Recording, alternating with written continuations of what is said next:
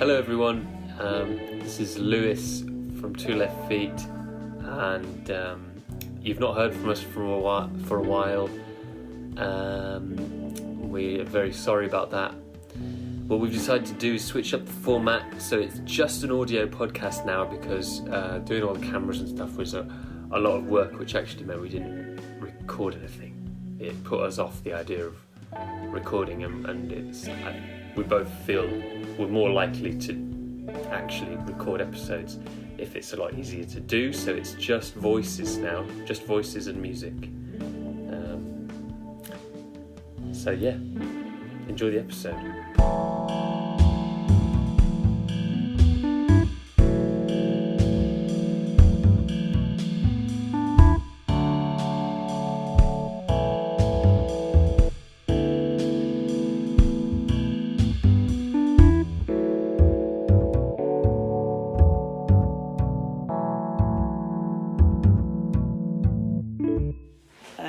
Hello, good morning, Lewis. Hello, good morning, Ellie.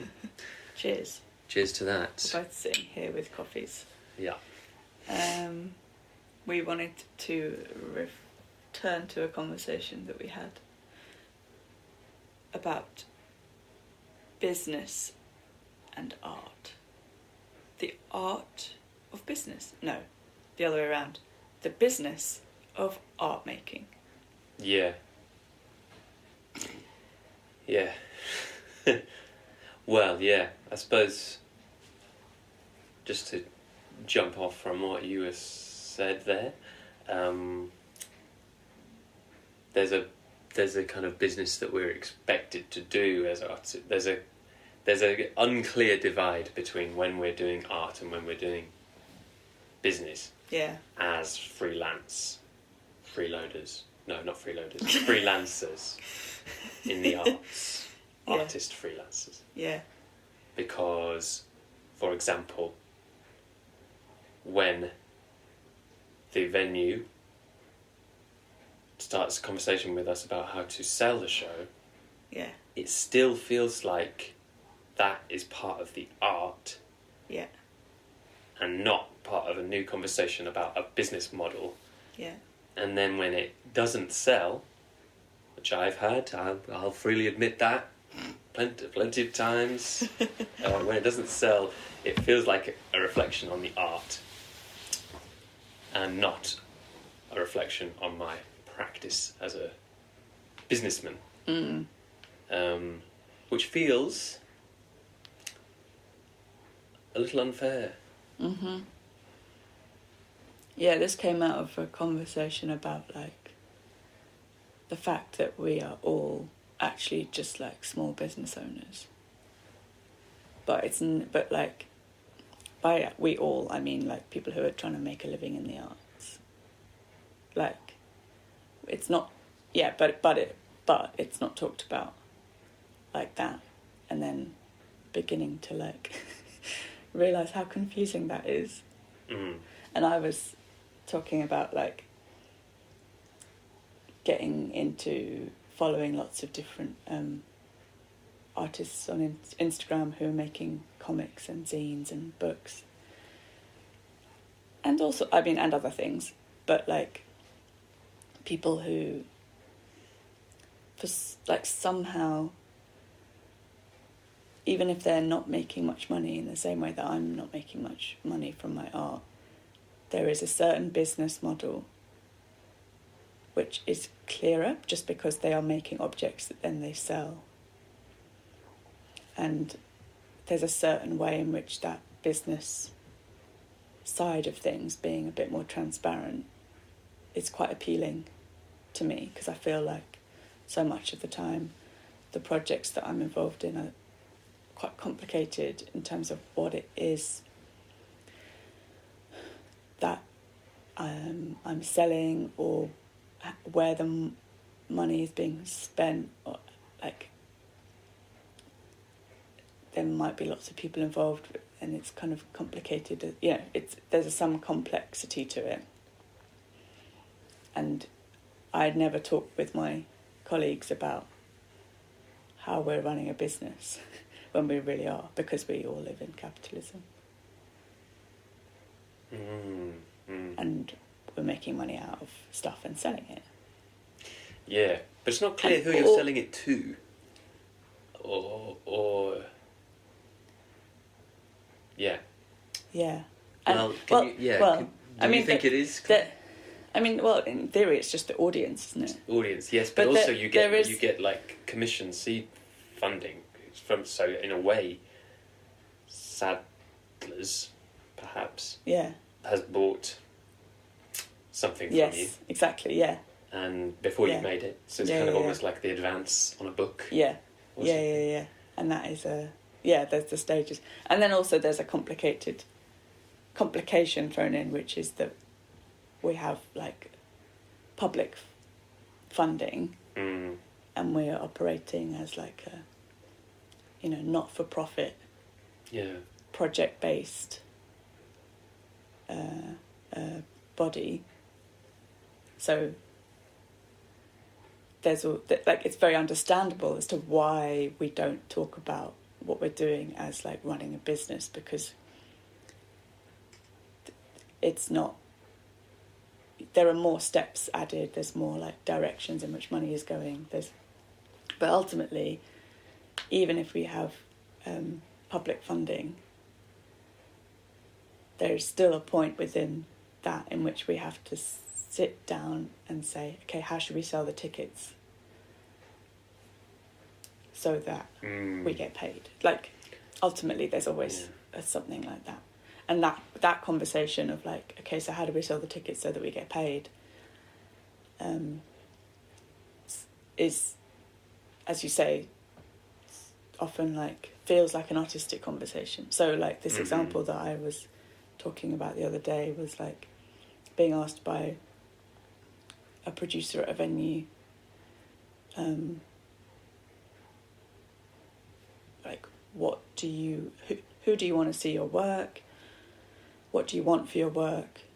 How do you want this to be presented and framed? And that was really a question, framed as an artistic question. So, what's going to be the best for this film you're making? What is going to be like optimal? And what's been your plan as an artist from the beginning? But I think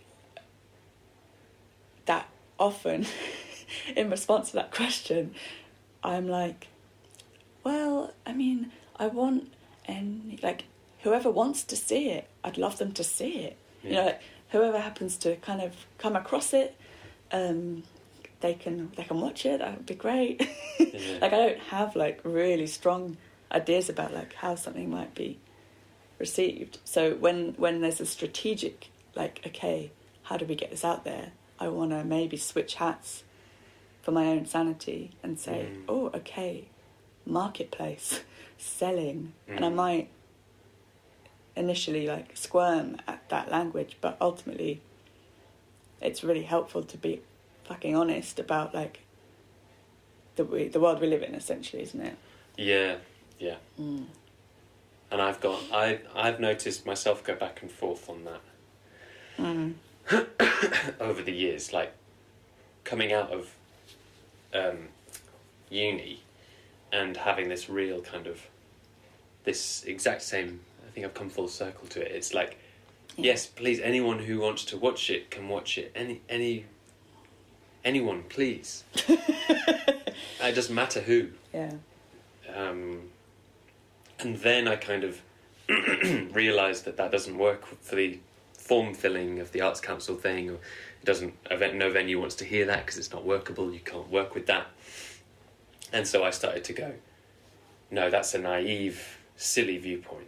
That's not worth entertaining anymore. I need to start looking at Arts Council defined demographics, which we've done in applications over the years, or I need to start plucking weird strata of society out of thin air, like people who play board games.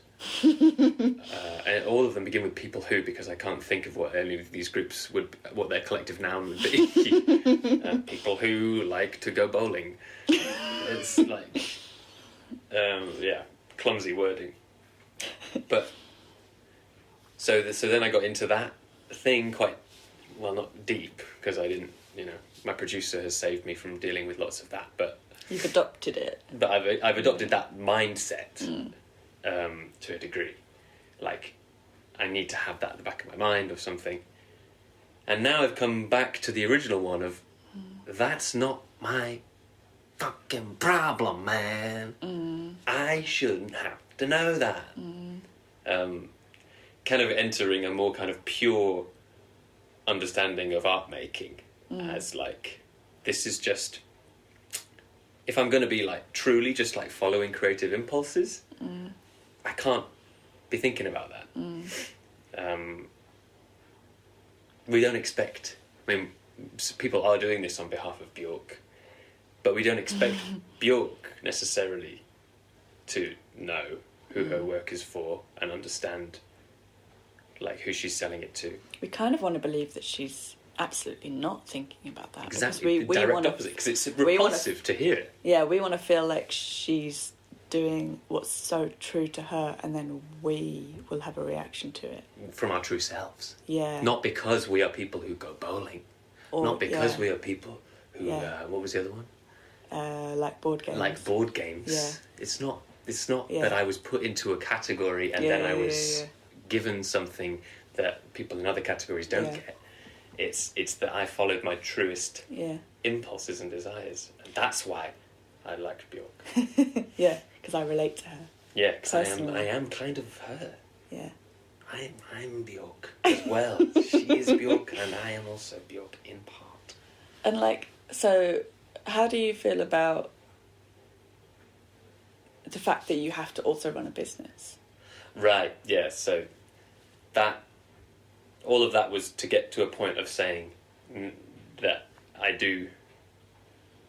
would not, I would like to have this kind of more pure understanding where I don't have to think about the audience sectors, but I understand that I still do have to because I'm meeting the world that exists rather than the fantastical one. And do you enjoy any aspect of that side of it? I tell you, maybe what makes that kind of funny question is that, well, I only have not a funny answer. My answer is a bit wonky because I've never really followed the demographic marketing strand and had it succeed. Yeah. So that makes it not fun. Like, I kind of do this little bit of like soul killing, like shift to business model, let's do it, market to these people. It's never actually, like, people have come to my shows, like 30, 35 people in Edinburgh, maybe 100 at the place, stuff like that. But I've never, and I've also never personally done a marketing plan of like planning out my posts, where they go, how much gets spent on it. So in a way, I don't enjoy it. I've not had a chance to enjoy it. Yeah. Maybe not given myself a chance to enjoy it as well, because I've kind of told myself the whole time, I'm no good at this, because it's also like somewhat reductive or whatever. Often has to happen while you're making a show or something. Like it's very hard to fit it in. Like, I had an experience what year are we? This year, in summer, where I was curating these residencies. So I was not presenting as an artist, I was curating. And I therefore took on a slightly more like outside role. And I quite enjoyed promoting what I was doing, and like with the help of producer and designer, like pulling a poster and a flyer together and putting them up. And like there are ways in which, if I'd had more time and there, you know, various things got in the way. Like, I could have done an even better job of getting things out really, like, a lot sooner, or like I didn't, like, the press release didn't get out when I thought it should, and that was, you know, I'll blame other people for that, but, you know, like, lots of moving parts, basically, which, and that was kind of the, like, although I've done a lot of selling stuff over the years, that felt like first time I'd done that kind of thing on my own, and first time I feel like it was the first time I'd done that in a while, you know. So there's lots of things I felt like I was learning for the first time. But I quite enjoyed that interaction with Instagram. Like, but that was where it mostly took place, right? And that was, and also, like, I emailed, like, not many, just like a handful of people in Nottingham where it was happening, who I thought would be particularly interested, and they couldn't make it, but they did get back to me and said, oh yeah, this was really relevant to us, we weren't available, but thanks for letting us know. So, like, I'm not, like, I really am kind of, yeah, I sort of identify as anti-capitalist person. I don't want capitalism to be the structure that we live in, but it is the structure we live in, and there are elements of, like, the qualities of capitalism that we've all been brought up into, where you have, like, a feeling of, like, achievement and reward according to how much money you're making. I have that relationship to those things, which means that I do feel good when I sell something and it feels like it might be working, or I promote something and it feels like people see it and the word gets carried in the way that I intended it to. You know, like, all these little kind of things that you're supposed to feel good about. It does work in that way. And then there is also, I suppose, just, like, it's gratifying to have your work witnessed or seen by an audience. Like, that's, I don't think anyone is going to, like, deny that can be, like, really important. Just generally, like, you know, on a human level, we want, you know, we're designed to be in relation to other people. Designed by the great designer. The great designer, yeah. We survive as social beings. We don't survive in isolation. So there's something really human that's just, you know, you want people to interact, but we interact via money. Even when you're doing an arts council project and all your events are free, you're still, like, you know, there is a monetary element to the fact that you got funding, or, you know, you promoted yourself, as you said earlier, to the people who are giving you the money. You're selling a business every step of the way, even if it's not to the audience. I was gonna try and steer it towards, like, something not strictly, doesn't have to be helpful, doesn't have to be advice, but can it be helpful advice? Can what be helpful advice? The thing we say next. Oh. Not that this is an advice podcast. Well, it could be. But I think this maybe some kind of upswing, or at least survival tools, even if there's no upswing, because we know that there's not really much of an upswing, as this world generally is tending to swing down in terms of optimism. But survival tools is a different way of framing. Survival tools? Question mark. Can you survive? Do you have any, or do you want me to come in with some?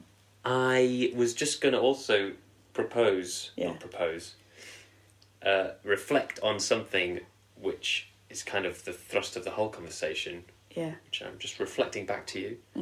Is there something quite nice about dividing into, as an anti-capitalist radical art person, is there something quite pleasing about dividing between artist and business person, because the bit that you're more likely to fail at, well, because business person has success and failure attached to it, the art, we would all like, I'm sure, to understand that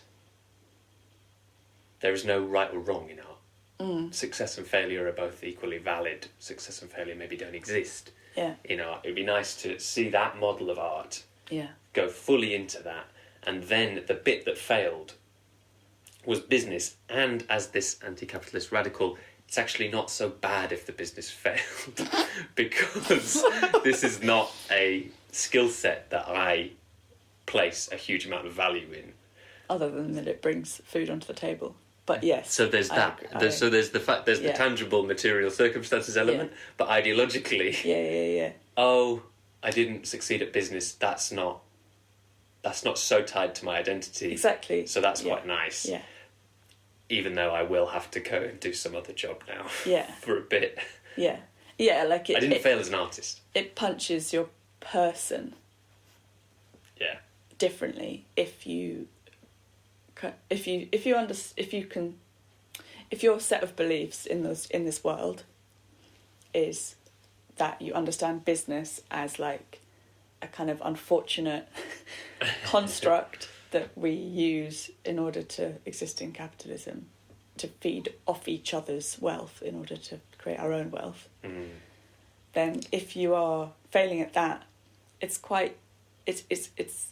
very possible to not feel too insulted as a human that you failed at that. Whereas the artist, it can be a much more personal kind of punch in the gut to have and to sort of measure yourself as an artist who succeeds and fails.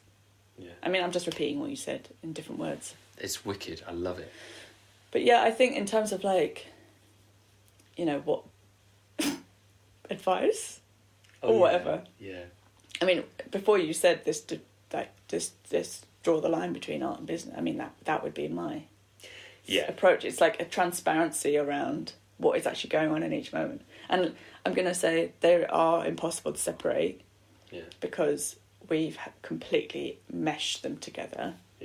And I wouldn't successfully be able to like pull them apart really if I was, if I'm making art, I'm always thinking about selling it, like just somewhere in the back of my brain, I'm thinking about. And even if I'm just selling it to myself, I'm trying to convince the consumer in my own head that will I want to spend time on this thing, or will I want to watch this thing or read this thing, or and then in the same way, like it's hard to talk about business without also talking about the art that you've made that you're trying to sell. So like they are they're inextricable, but we can separate them a lot more than we currently do, in my opinion. I could do that a lot more in the work that I do.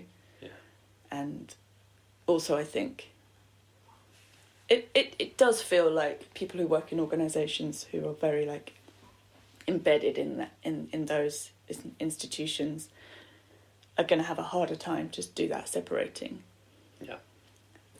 Because of like just the nature of those institutions being like primarily business structures rather, whose like but I think identity-wise primarily consider themselves to be art spaces. So there's like a kind of real like identity confusion. And that's why when you, as an artist, if you interact with these places, they are not doing that separating for you. Because the people who work there want to feel like they're having artistic conversations when they're talking to artists, but the conversations artists have with them are business conversations. That makes sense. I think that that's makes sense. I have a key point. I have another key point which I remembered from our last conversation. Which is that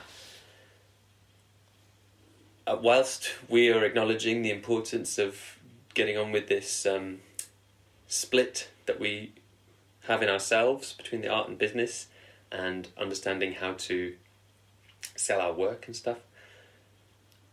There's a utopian vision. I mean, maybe not. This is like incremental utopia. Sure. So not the final world that we wish for, but a lovely thing would be if these people at these organisations weren't so rushed off their feet with other work that they could actually spend time thinking about and understanding the art we've made so that they can do the target audience development sheet, so that they can work out who this is for and how to reach those people, rather than it being left to us, because that, in kind of real terms, as an artist, that shouldn't be our job. There's enough to get on with in making art. I'm sure we can all agree. Yeah. That we don't need to. I mean, David Lynch. Like, has he ever thought about? I love these the Bjork audience? and David Lynch. They're really good examples of like mainstream. Also, the way they've been marketed, right? We see them as like as these like quite, as you say, like these kind of pure. Okay, this is a kind of like insert, but when you were talking about pure earlier, I was thinking also we talked about like something about like art making as a more private thing, and there's a connection for me between like pure, which is obviously like a kind of, you could problematize that word, but like private, something that's like doesn't need to concern people beyond yourself. Like it could do, but it doesn't need to. Yeah. There is something about art making, and we like to think maybe like this Bjork and this David Lynch people who are like, they're not like reaching out into the big world, like into the world to like turn people's heads towards them. They're not like penetrating outside of their own bubble. Like David Guetta. Right. David Guetta is looking like, to look at me. force heads Look towards at this. him. I this is for you. This is something that you are going to be like fucking jazzed about. Yeah. Whereas David Lynch is like, I feel yeah, the moment of creativity. Also, you're jazzed about those things, and I'm not going to give that to you because you shouldn't be jazzed about those things. Also, you know, like there's lots of like direct challenges to. Yeah. Anyway, circling back to. Well, David Lynch doesn't. Well, this is I think maybe where we started the insert. Okay. Just on the fact that when he's asked to elaborate on a point. Oh yeah, this great. He quote. just says no. Yeah, or no, you know, like. I mean, there's a certain degree to which he's been successful enough to not need to. So we're seeing him say no to that question. Can you elaborate on that? No. We're seeing that in his 50s, 60s. Yeah. After a kind of illustrious career. Yeah. But also, he got to that point by, I mean, I don't know the reality of his life, but there's a fairly uncompromising thing there.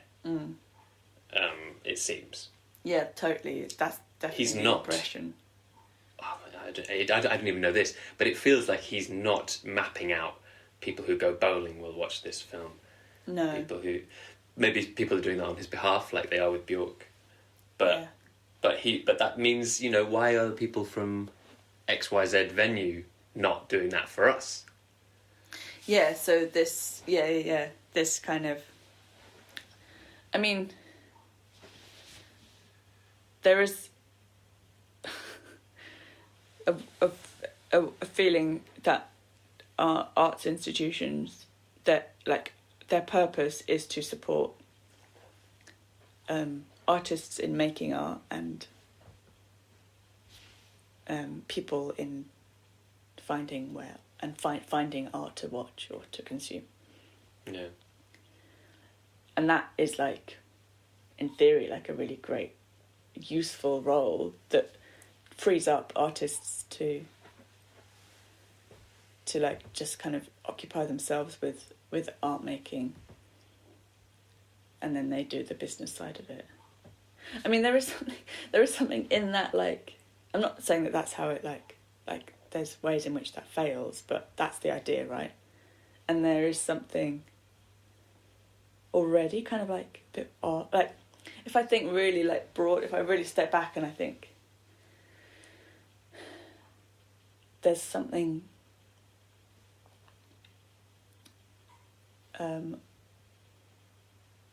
really at odds between like living in capitalism and art making as a job. I mean, maybe we've talked about this before, I can't remember. I'm maybe opening up another big topic, but like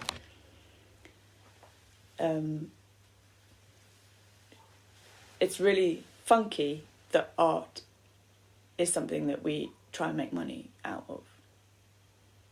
Yeah. As a kind of like Yeah. starting place. Like, it is just really funky that we do that. Like, personally, It's funky. Well, personally, I would really like jarring. Oh, I see. Right. Yeah. Like, personally, I would love to think that art is something that everyone can do in their with their time. They can spend their time like making things, moving things around with their hands, reflecting. Well, this is the kind of genuine. Conversations. This is the genuine utopia. This is the kind of. Exactly. Yeah. This is the end. Yeah. Not the end. This is the. Yeah. The end point. And if we all had like financial support or just like our means met, not our means, our needs met with means from some place, then there would be that space for art to be something that is like recreational, social, community-based, like, or private, or, you know, like whatever it needs to be. Yeah. Because, you know, it's a broad church. So what's happened is like it's become like a career option in capitalism. So we can make money out of art because art, the main sort of like purpose gets redirected from like something that we do to like enjoy life, and instead something that we do for other people to watch so they can enjoy life. You know, there's a kind of like focus on like other people seeing your art rather than just like art being an activity. Inspire the youth. Inspire the youth. Yeah. Yeah, that's... So I'm kind of going a big loop back into like... I mean, it's interesting, isn't it? If you can imagine, like, you don't need to have a career option, you know. Yeah. What if having a career would be an option? So you can, I see. You don't have to have a career, but you can if you want. Yeah, just engage in like pursuits of kind of mind expansion. Yeah. Through art making. Yeah, and that won't be to everyone's interest, but it will be to some. And the expansion as well. Even that shouldn't be a priority. You don't need to expand your mind forever. You could just you know, engage with artistic things as a exactly, like just a continuous no growth activity. Yeah, just maintains itself as you grow as a person. Just keep making collages. Yeah.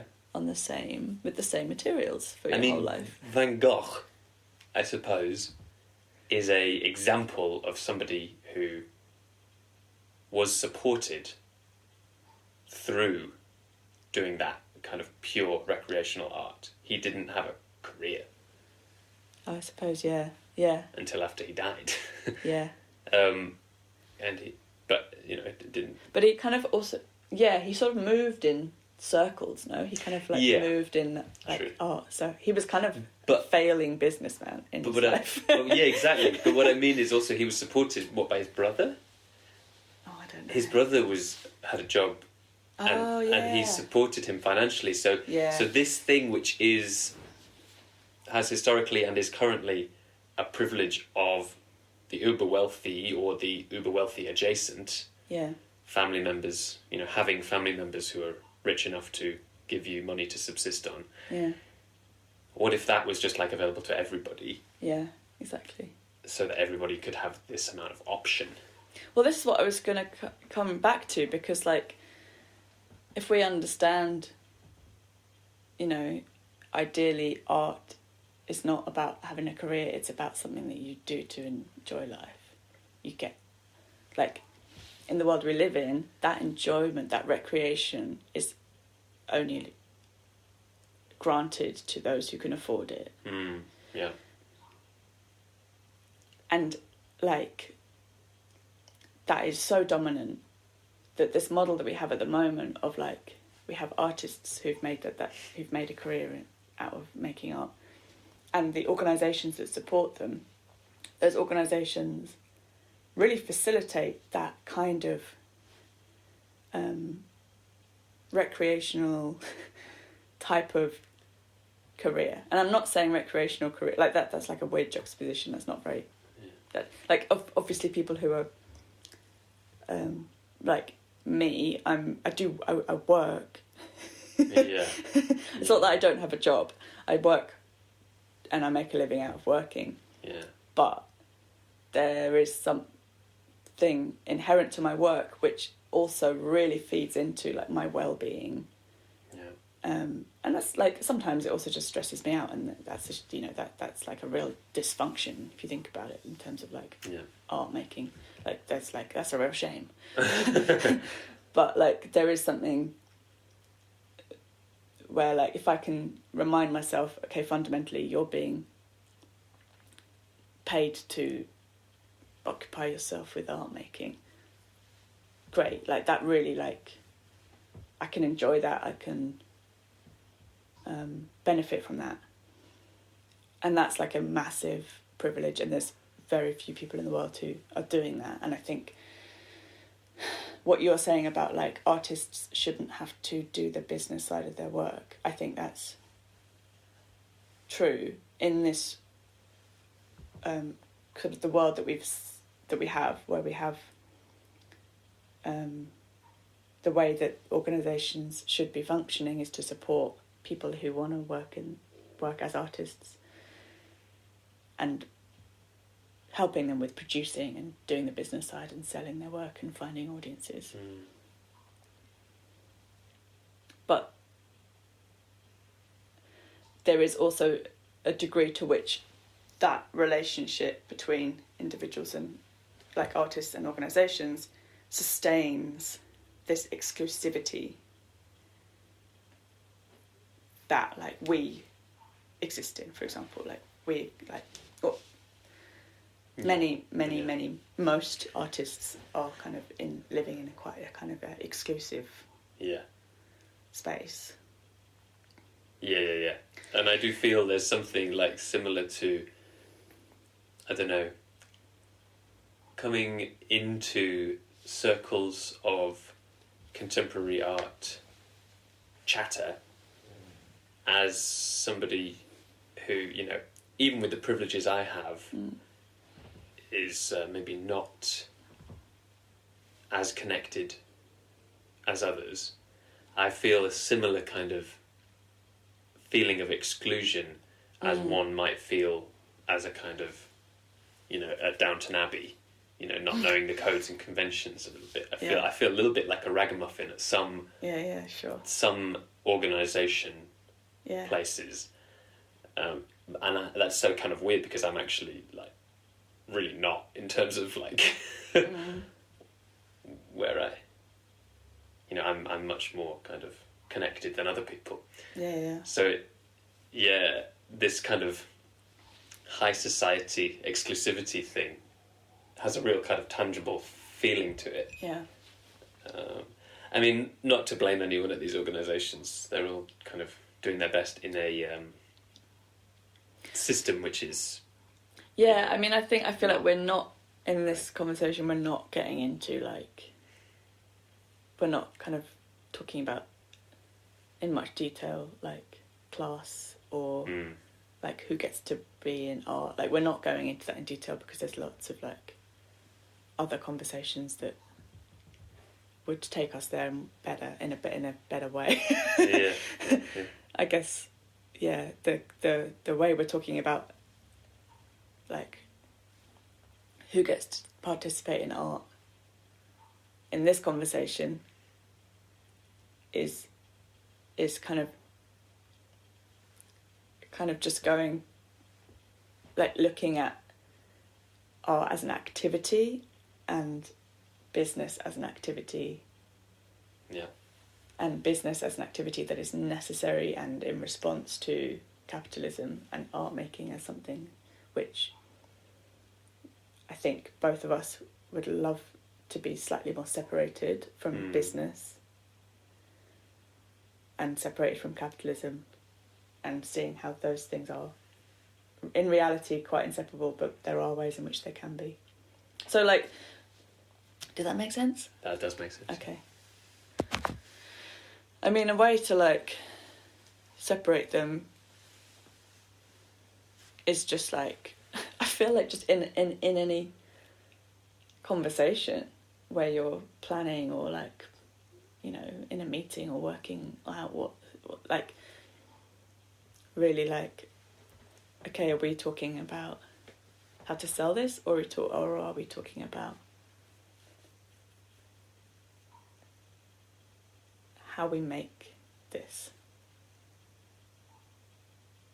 And if they are combined, if there's a big Venn diagram, then that's fine. But understanding that if there are ways in which those conversations are different, that is probably going to be quite a healthy and helpful, like, because I think I could be a much better business person if I, like, separate those things as well. I don't think you, like, yeah. So there's a kind of strategic side to me wanting to be more explicit about what is business and what's art. Yeah. Which is me wanting to be a better businesswoman. Which is me wanting to succeed at capitalism better. Well, because I guess there's a ruthlessness that you can't engage with. If you're still in your creative headspace. Yeah. And also, if there is a ruthlessness and actually that you don't want to engage with that, then you know, you can admit to yourself, oh, if I'm not going to engage with that, then only this many people are actually going to see this art that I've made. Yeah, and that's okay. I can accept that because I understand cool, why. Yeah. That's not utopia, but that is the reason. That's the reason. And that's not because I've made something shit. And it's not because I'm lacking as an artist. Yeah. Or I can't, or I choose not to. Or I'm being blocked. I'm being obstructed from selling this work. Yeah, so that I'm being kind to myself and what I've created. Yeah. Yeah, like what you make is what you make. Great. And, you know, let's bring on more like crappy art. Just like art really that just exists and doesn't sell. Like. Yeah. Real bad stuff would be great to see. All right, well, it's awesome talking to you, Lewys Holt. Thanks, Sikorski. You're welcome. See you again. See you again sometime. Thanks for listening. Ciao. We've been 2 Left Feet. Ciao.